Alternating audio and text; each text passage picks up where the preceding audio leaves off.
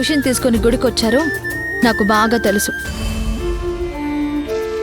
కానీ మా పెద్దమ్మ మీరు కలిసి ఎంత పెద్ద తప్పు చేశారో మీకు తెలీదు. మేమేమీ తప్పు చేయలేదు రాధా. తప్పు జరగకుండా ఆపాలనే ప్రయత్నించాం. నా పెళ్లి చెడగొట్టి మీరు ఏం సాధించాలనుకుంటున్నారు? నువ్వు ఆశపడ్డ జీవితాన్ని నీకు దక్కించాలి అనుకున్నావు. ఖుషి నీకోసం పడుతున్న ఆరాటం చూసాకైనా నీ మనసు కరిగి నువ్వు నిజం బయట పెడతావని ఆశపడ్డావు.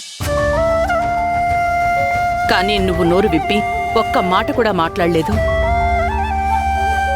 ఇంత కఠినంగా ఎలా ప్రవర్తించగలుగుతున్నావు రాధా? ఆ పసిదాని బాధ కూడా నీకు పట్టడం లేదా? అటు వాడు పంతం వీడట్లేదు, ఇటు నువ్వు వెనక్కి తగ్గట్లేదు. ఇలా అయితే మీరొకటయ్యేదెలా రాధా? మేమొక్కటయ్యే అవకాశమే లేదు. మా దారులు ఎప్పుడో వేరైపోయాయి. ఆ రెండింటినీ కలపాలని మీ ప్రయత్నం వ్యర్థం. దయచేసి ఇంకెప్పుడు నాకు తెలియకుండా ఇలాంటి పనులు చేయొద్దు. గోపాల్ గారు మంచివారు కాబట్టి ఖుషీకి నాకు మధ్య ఉన్న అనుబంధాన్ని పెద్ద మనసుతో అర్థం చేసుకున్నారు కాబట్టి సరిపోయింది. ఆయన స్థానంలో వేరొకరుండుంటే నా పెళ్లి ఈ పాటికి క్యాన్సిల్ అయి ఉండేది. అది తట్టుకోలేక మా అన్నయ్య గుండె పగిలిపోయి ఉండేది. మా అన్నయ్యని బాధ పెట్టే పని చేయను అని మాటిచ్చాను కాబట్టి చచ్చినా నా మనసులో దాచుకున్న నిజాన్ని నేను బయట పెట్టను. నా ప్రమేయం లేకుండా బయట పెడితే మాత్రం మా అన్నయ్య ప్రాణం కన్నా ముందు నా ప్రాణం పోతుంది. గుర్తుంచుకోండి. అంటే అంటే ఖుషి ఏమైపోయినా పర్వాలేదు అనుకుంటున్నావా? ఖుషీకి దూరమైన బాధ నాకు ఉంది. కానీ నేను లేకపోయినా తనని చూసుకోవడానికి చాలా మంది ఉన్నారు. నా వల్ల పోగొట్టుకున్న మా అన్నయ్య పరువుని నిలబెట్టే బాధ్యత మాత్రం నా మీదే ఉంది. ఇప్పుడు నాకు అదే ముఖ్యం. అర్థం చేసుకోండి.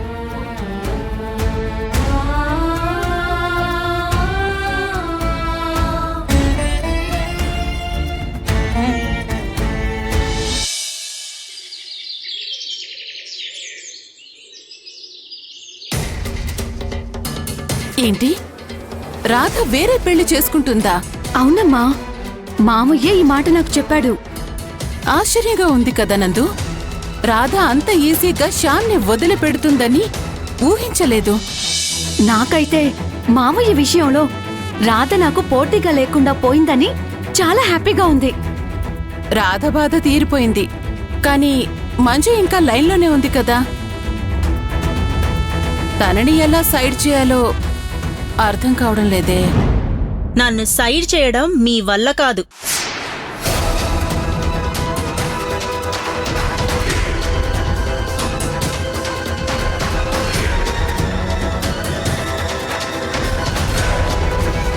ఏయ్, చదువుకున్న దానివేగా, మేనర్స్ లేదా?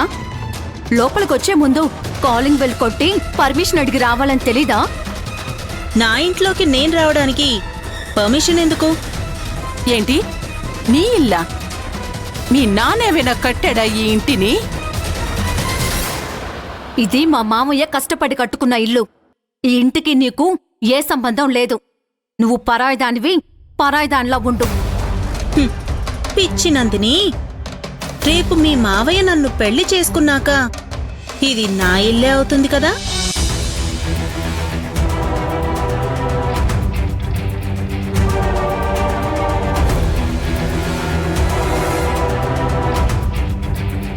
అప్పుడు నేనే ఈ ఇంటి మనిషినవుతాను, మీరే పరాయి వాళ్ళు అవుతారు.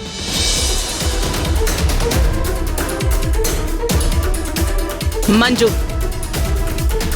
అనవసరంగా గొడవ చేయకుండా ఎందుకొచ్చావో చెప్పు. ఎక్కడ మా బావగారు? పిలవండి. శ్యామ్, శ్యామ్, ఒకసారి కిందకి రా. ఏం బావా?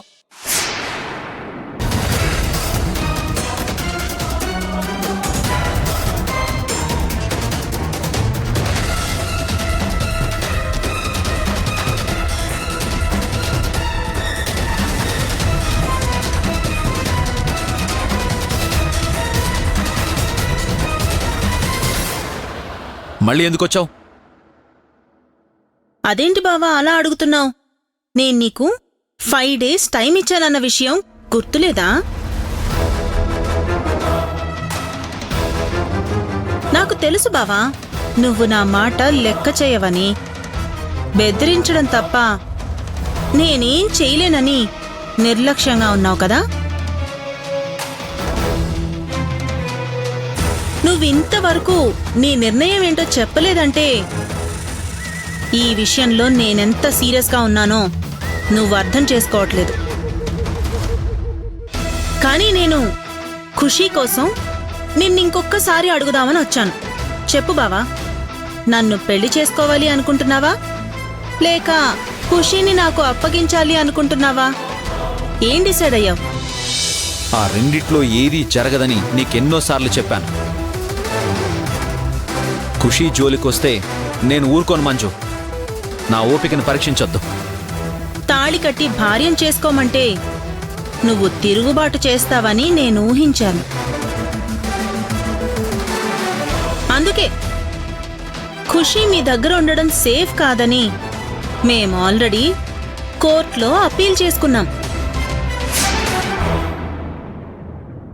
కోర్టు మా పిటిషన్ని యాక్సెప్ట్ చేసినట్టుగా కన్ఫర్మేషన్ లెటర్ కూడా తీసుకొచ్చాను.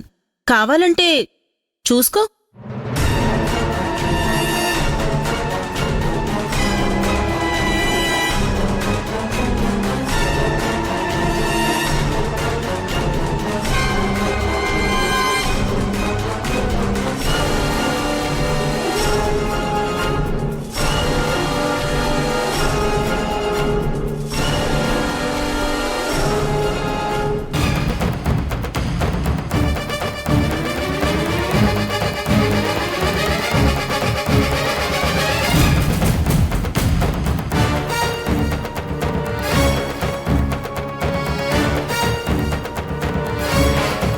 త్వరలో కోర్టుకి అటెండ్ అవ్వాలని నీకు నోటీస్ కూడా వస్తుంది.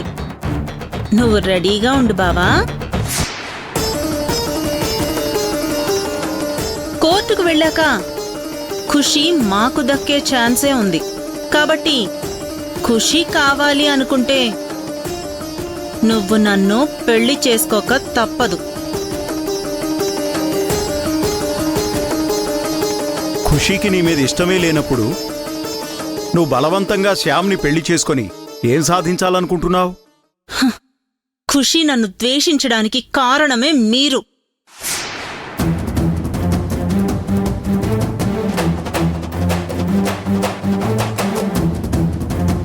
నా గురించి తనకి చెడుగా చెప్పి ఖుషీ మనసుని మీరే చెడగొట్టారు.